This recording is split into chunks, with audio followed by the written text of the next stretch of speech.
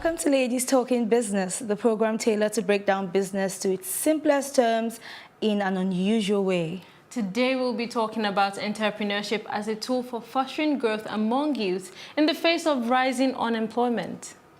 In the studio with us today is Dr. Henrietta Onwuegbuzie, the head of entrepreneurship and decision-making in the Lagos Business School, Pan-African University. Thank you for joining us on the program today. Thank you for inviting me. All right, so let's go straight to this. According to reports from the National Bureau of Statistics, we saw that in the first quarter of 2017, the unemployment rate in Nigeria was at 14.2%, second quarter 16.2%, third quarter 18.8%. This has been a constant rise. What would you say is the cause of this exactly? So that's a very good question. There's a mismatch between what academia is doing and what society needs. So subconsciously, academia programs students to have a job-seeking orientation rather than an orientation of job creation. So everybody understands that they go to school to get a job. Now, society is changing. Technology is allowing less people do more things. And so the rate at which people were employed in the past has slowed down. And yet, the rate at which jobs are being created is much slower. So people are still leaving school to join the existing unemployment pool, which is a problem. And so for me, my thinking is that academia is doing what they've always done without thinking about what society actually needs. So there's a gap. There's a gap. So academia yes. should actually be preparing more job creators rather than job seekers. So that mentality that you go to school to get a job should stop first with the lecturers, with the teachers, with academics. Is this something that has to do with the curriculum? Because I know that it has to. Absolutely. What my sister was using in 2010, some people are probably still using in 2018. Absolutely, absolutely, yes. So the curriculum needs to change, the orientation needs to change. And there's so much that needs, besides the orientation of entrepreneurship, there's so much more that needs to change. So for example, life skills. We all know that attitude is altitude. Exactly. And many times academia doesn't address that. Yes, it does. We just focus on, the basics, science, arts, and that's it. And we know that if you don't have the right attitude, it's going to be difficult for you to succeed in life. Exactly. So I'm beginning to hear people talk about this at the nursery, primary level, but I haven't heard about it being taught in secondary schools or universities. Yeah. So I think that change is coming, but it's coming too slowly because those who have taken the bull by the horns and started their own thing are becoming MDs pretty early. So they need to understand these life skills because as an entrepreneur, you need to manage, you can't do everything yourself. You're working with people, so you must understand how Emotional to work intelligence is very important. Emotional intelligence is very important. I love it when, I love listening to Jack Ma, who's the wealthiest entrepreneur in China. I know you love his quotes. Yes. He says there's IQ, intelligence quotient, then there's the emotional quotient, EQ, and then he adds his love quotient. And he says of all these three, of course you need the three, but love quotient is the most important. And you see, and that's because nobody cares how much you know until they know how much you care. Yeah. So you can only manage people successfully in your organization if you also show that you care for them. True. If you also think of what's in it for them. These are skills they do not teach in school, for example. So yes. So there's a lot that needs to be done with regards to the school curriculum to correct this aberration. Because people who are privileged enough to go to school or have had a good education should be the ones creating jobs for other people. Exactly. Not going into the job market and getting the jobs from those people, and feeling, oh, thank God I've gotten a job. Because the others, right now, the unemployment rate is exactly about 60 million. 60 million people are unemployed in Nigeria, and that's a time bomb. Because when people are unemployed, they have to find ways to make ends meet. And when they're frustrated, they turn to crime. Kidnapping, armed robbery, terrorism. So the only way we're going to be able to stop that is so we have a problem on hand right now. So find ways to get them to become employable, okay? And there are many ways you can do that. But I feel like that's one of the challenges we're having. Sometimes it's really not that there is no job, but then the graduates that we have are not very employable. But then I think it's also the fact that we go to school and education in Nigeria is more theoretical. Absolutely. So you're just going and you're learning, okay, how do you write a script? You only write the 5 W's and the H, but you're not actually writing a script to know how to write a script. Absolutely. And I feel that that's where we need to start from. But then I'm glad you talked about, now the graduates we have are being groomed to be job seekers rather than job creators. So if we need to, how do we change that narrative? You change it by changing the curriculum to emphasize entrepreneurship, to emphasize problem solving, because the truth is, well, entrepreneurship has been understood to be different things over time. So some people think entrepreneurship is about starting a business, but it's one thing to be a business owner, it's another thing to be an entrepreneur. So, and I can explain that, but just to quickly go to the question you asked. And other people have thought that entrepreneurship is about risk-taking, but you take risks all the time. Whether you're an employee or an employer, we're all taking risks. Other people think entrepreneurship is about making money, but hey, everybody makes money, whether you're in paid employment or you're in your own business. So the real core of entrepreneurship is value creation, being a solution provider. And you see that the best entrepreneurs, the wealthiest, are actually problem solvers. Yes. So why is Jeff Bezos the wealthiest man in the world today? It's been Bill Gates for the last 18 years. Today it's Jeff Bezos. The question to ask yourself is, did these guys set out to become the wealthiest man in the world? Not at all. They simply saw a problem, tried to solve it, and the money came right after them. Value. Yes, so that's the biggest secret. Unfortunately, we've been taught that those who are interested in impact are meant to be non-profits, NGOs, governments, philanthropists, but not business. So with that mindset, we can never build to last. And that's why there's just 1% of the entrepreneurs who are in the league of Jeff Bezos, Bill Gates, Mark Zuckerberg, Alibaba, Jack Ma, because they understand that entrepreneurship is about problem solving. And that's where we Africans or even Nigerians have a huge advantage. There are many problems in Nigeria, and every problem we have represents a very profitable business opportunity. Okay? So a good example, I can decide, so we have 60 million unemployed youth. Whether I go to the construction industry or the agribusiness industry, I can get these guys empowered. So imagine I have a construction skills training academy, which is a pet project I'm hoping to push, I'm trying to push already. And I get these guys engaged in learning to be plumbers, bricklayers, carpenters. Because this is what everybody needs. Yes. Exactly, absolutely. Every home needs a plumber at some point. Exactly. Once you have a building, it has to be maintained. Okay. Exactly. And we have a lot of property developers in Nigeria who can't find good workers, who go outside the country to look for workers, and we have Nigerian youth idle. So, so imagine, and I train the graduates to be supervisors, project managers. Okay.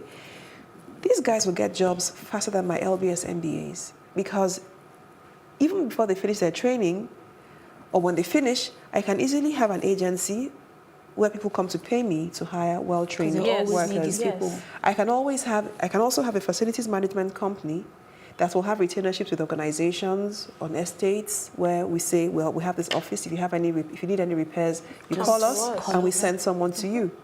So those boys will always have a job, which means they'll have a regular income, be able to have their own families. And saves you cost of bringing people from outside the country, having to give them accommodation, manage all the logistics that are necessary. Yes. But more importantly, you pull these guys out of poverty. You convert them from liabilities into assets. Because and now, reducing security issues in the country. Exactly. You don't have food next Absolutely. And once they are financially secure and they begin to have, they have a home, they start having children, they also want a better society. Exactly. For their children. And so they are also trying to make sure that the crime level comes down, So it's shared prosperity for all. It's a win-win situation. Win-win situation.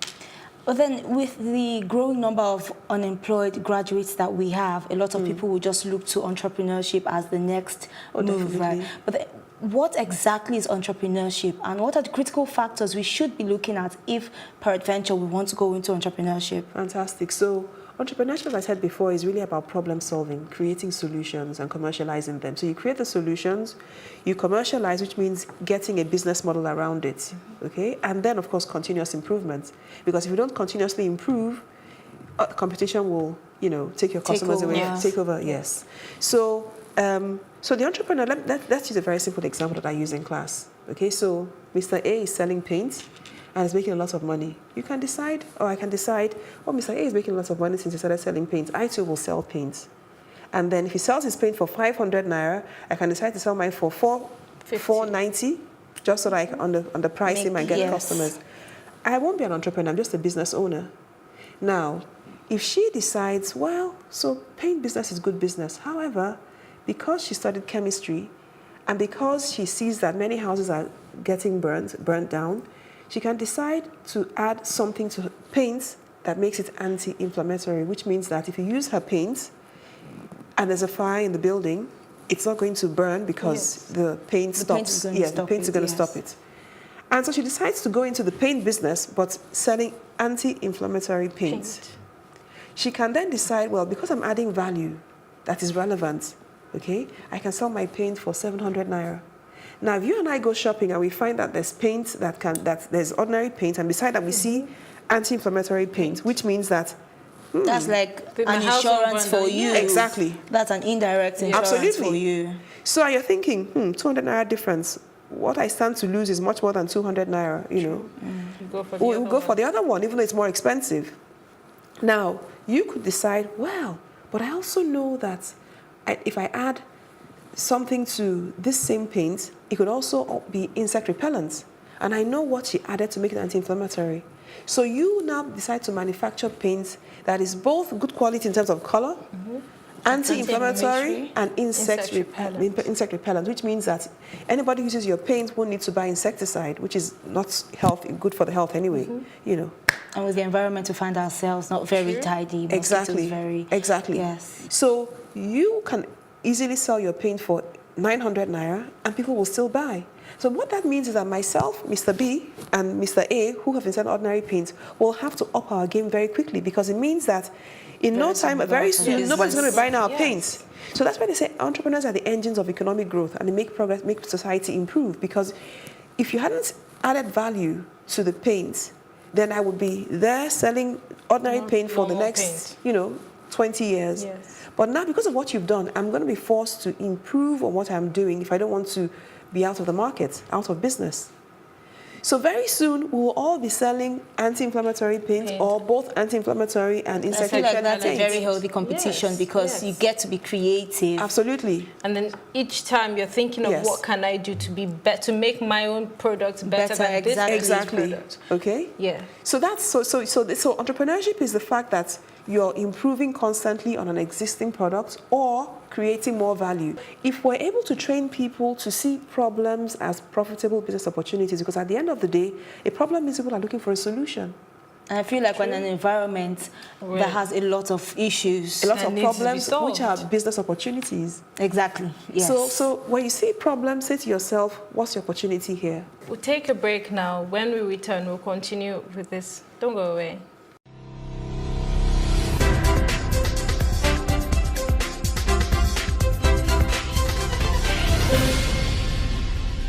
Welcome back. Really, Dr. Henrietta, is entrepreneurship meant for everyone? So that's another good question. Let me start by saying that everyone can be an entrepreneur. And everyone, all we knew in Africa and in Nigeria before colonialism came in was entrepreneurship. Because very true. Yes, that's all we all did. Yes. So the colonial system came and taught us to be paid workers. So much so that we now all seeing entrepreneurship as something strange or for a select few. Because in the past, the pre-colonial times, every family knew what they were doing. They were either farmers or fishermen or blacksmiths or, bead makers. Yes. Okay, and everybody, makers. Exactly, cloth weavers or whatever. So every family was known, or clan was known for something. So there was nothing like unemployment. And then we had our way of educating ourselves, and which also included having a skill set with which you earned a living. So there was not everybody was engaged in it one was a thing of thing. pride Yes. for them at the And then you time. learn from your parents, such that by the time you were 12 or 13, you were already an expert cloth weaver, field, you know, yes. in the field. And you had, by the time you were 18, 19, you already knew how, you had the skill to earn a living for your family whenever you got married, okay? So that system where everybody was born into a responsibility, so to speak, was only entrepreneurial. We didn't know anything else. We didn't give it a name. It was just the way to Yes. live. Okay, so colonialism came in, brought Western-style schooling, which isn't bad, but then don't forget that the colonials were preparing people to work in the ministries that they set up to strip the colonies. Okay, so the school curriculum is actually meant to prepare workers, people to engage in ministries. And that's why we have till today yes. that mindset of, Still I go there. to school to get a job, to be an employee. And you're Yes. looking for what company you What want to company work Exactly. work in. in. And it's a bit absurd because it's silly that you have 2 hands, a good head, 2 legs, okay, and a good education, and yet you're thinking it's only when someone says, come and work for me, that you're useful. Okay. And if you can't find, I beg to apply is the best that we can do after all that education. And if you can't find an employer to say, come and work for me, we go into depression. True. But speaking about that, we all know that it's not so easy to just walk into a bank and get a loan and all of that. And I'm sure there are a lot of entrepreneurs or would-be entrepreneurs that face this challenge. What do you think can be done for people to raise capital to start a business? Another good point. So you don't need a lot of money to start a business. Indeed, if you have a lot of money at the beginning of a business, you're likely to fail because you're going to make a lot of expensive mistakes. Okay. So I always tell people, start small, think big. And if you look at the biggest entrepreneurs today, whether it's Jack Ma, Bill Gates, Jeff Bezos, none of them had money. They all started not just in garages, but rotten garages. I know you had a student, sorry I've been spying on you in secret, right? I know you had a student, there's this thing she does where you give your student, there was a particular set you gave 5,000 naira. Every single year and then since 20 that particular 2013. one did not have to even use the money, he just created the Exactly. website and then brought... Exactly. And today his business is Furniture booming, makers. domestico.com.ng. His business is booming to date. And it grew so fast. So really nobody has an excuse, Yes. you know? So, but unfortunately, you see, I don't really blame people because we're taught to believe that to have a business, you must rent a store, have a sign outside the store, have a table Make and it chair. fancy. No, It no. doesn't have to be. Everybody has something. So how effective would you say entrepreneurship would be in terms of fostering economic growth in Nigeria? Oh, that's the engine of economic growth in any part of the world, not just in Nigeria, whether it's the US or Asia or Africa. That's the engine of economic growth. Because they create, in fact, in Nigeria, SMEs employ 84.6% of the population, not the banks or government or, SMEs. I think it's So, a growing yes. and expanding Yes, business now it that is. really needs a structure It's because something we've always done that we're turning learning. a lot. It's the same way people talk about baby friendly. Okay, they tell us, oh, breastfeeding. It was what our great-grandmothers were doing. But we're told, oh, no, abandon that and go for bottled baby milk because they wanted to sell powdered milk. And babies were dying because people couldn't buy potable water and couldn't afford to replenish it. So they would stretch one tin of milk, you know. So we're also relearning what we knew before.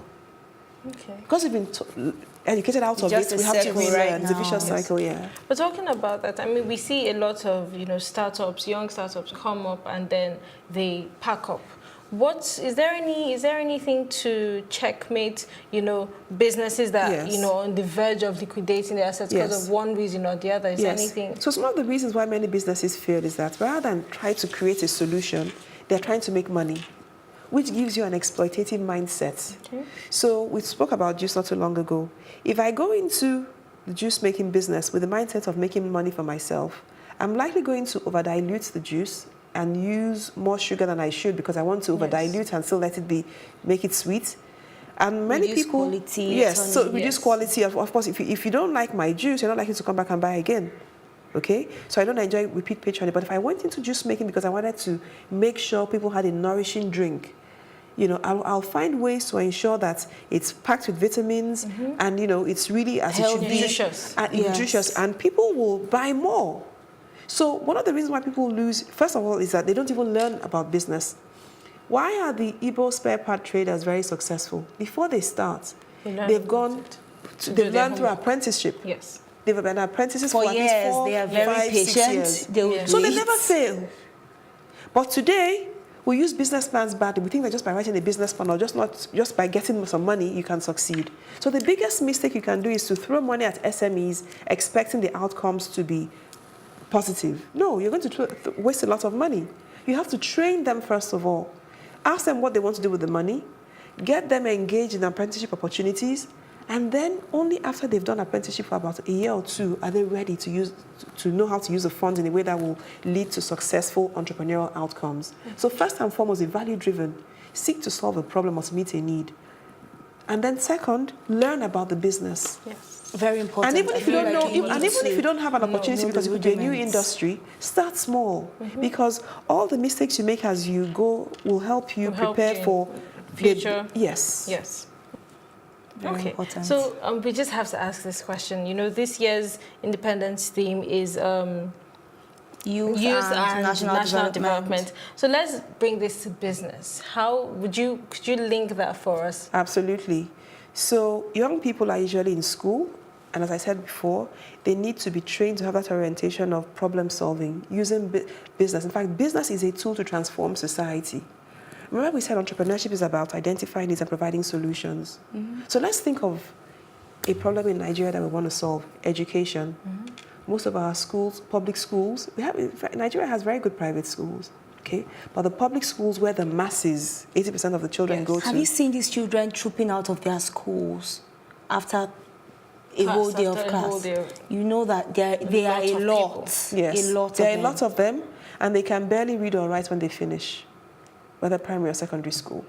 Okay, and that's a huge problem for us in future because these people will probably enter the political class and end up being the local government chairpersons, go to the National Assembly, okay? So we're still recycling. Okay, and that has an effect on the kind of policies or the things that happen at the national level which affect the rest of us.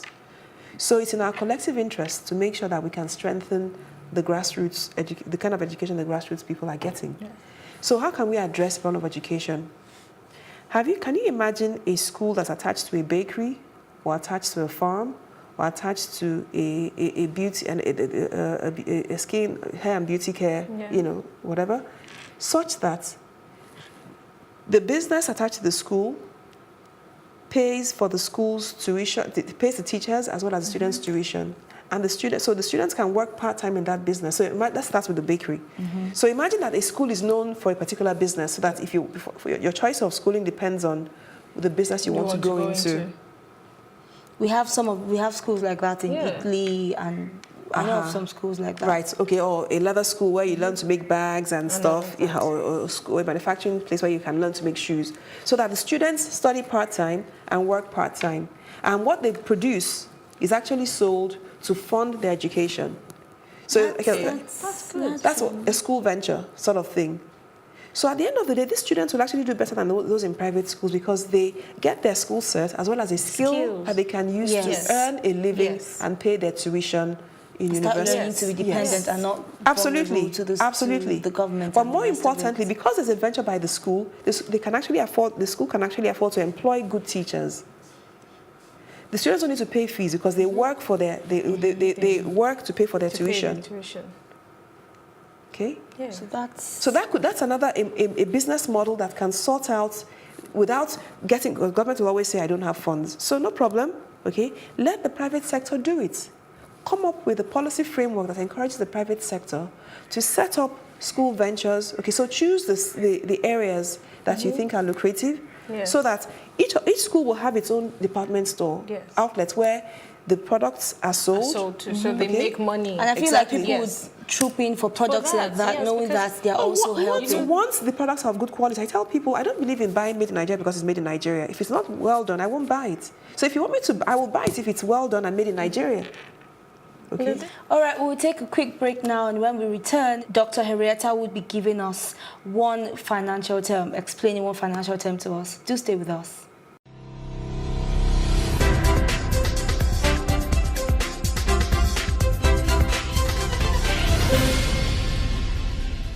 Welcome back. Why are business plans so important in the issue of entrepreneurship? So business plans are important because they act as a roadmap to guide the entrepreneur. Remember I said a guide. You're not supposed to follow it word for word. Unfortunately, many people use business plans badly. To start with, it's not how you start running a business. You don't start with a business plan. You actually start with a feasibility study, which is different from a business plan.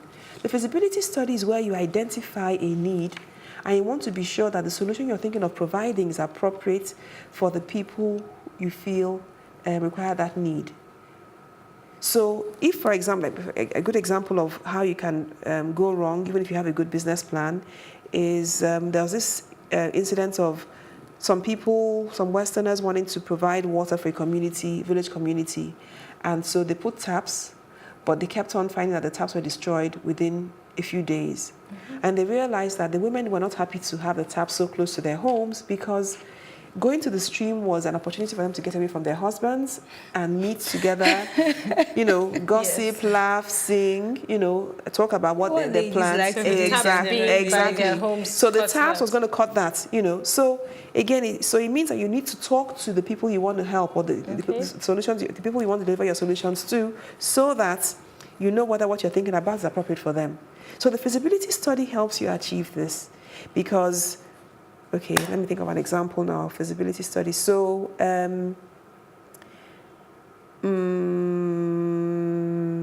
okay, so I want to address the issue of malnourishment. And I want to create, I know that the combination of, I think it's crayfish, soy, and groundnuts give you 80% of the nutrients that a child needs. So there are many ways I can combine this. I can make it into powder, I can make it into, I don't know, a paste or whatever, okay? But this will be mainly directed at children. Now, I can't just go into writing the business plan without first and foremost checking to see whether the people I want to sell this to, provide this to, like it. So I have to test the product, ask people to taste it, see what form they prefer. I could do it in powder and realize that nobody really likes the drink. Yeah. And then I could decide to make it into a biscuit or bake it into bread. And I say high nutrient bread or I call it high nutrient biscuit or whatever, okay? And I may find that that sells more. So once I find a form that's more acceptable to them, then I also have to find out the price that's acceptable to the market I'm trying to target, okay? So with this in mind, okay, when I test the product and I see which form is most acceptable, then I'm now ready to scale. And that's when I now sit down to say, okay, to scale, how much do I need? How do I produce in a consistent way? How do I package? How do I market and distribute? So this is when the business plan comes in. Now, because the market is in constant flux, my business plan is practically obsolete the day I finish writing it. Why? Because there'll be new things in the market, new ways of doing things. As I said before, the business plan is only a guide. But based on what should actually guide what I actually do should be the prevailing market circumstances. So if I see that I was planning to sell my biscuits in 5 naira packs, and I find that because most people in the lower income bracket group have a lot of children, they rather buy a lot, okay? And usually when you pack a lot in one container, it's cheaper than when you have to pack it, bit by bit. Exactly. I might find that that's actually more lucrative than the 5 naira pack I was thinking of making before. I don't say because this is what is in my business plan, I must stick to it. No, I move. So your business plan doesn't determine what I do, it just guides me. You have to be flexible, okay, to adapt to what the market needs at any point in time. And maybe I find that, there's a sector I didn't think about, convalescent children. Those ones need the powder version that didn't work for healthy children. Yes. So I bring that in. Okay. So my focus should always be the customer, more than competition or the business plan. Okay. Thank you very much, Dr. Henrietta Onwuegbuzie, for talking business with us today. Thank you so much. My pleasure. So that is on the program this week. We'll see you next week. Thank you for watching. I'm Edidiong. And I am Irene Ubani. Bye. Bye.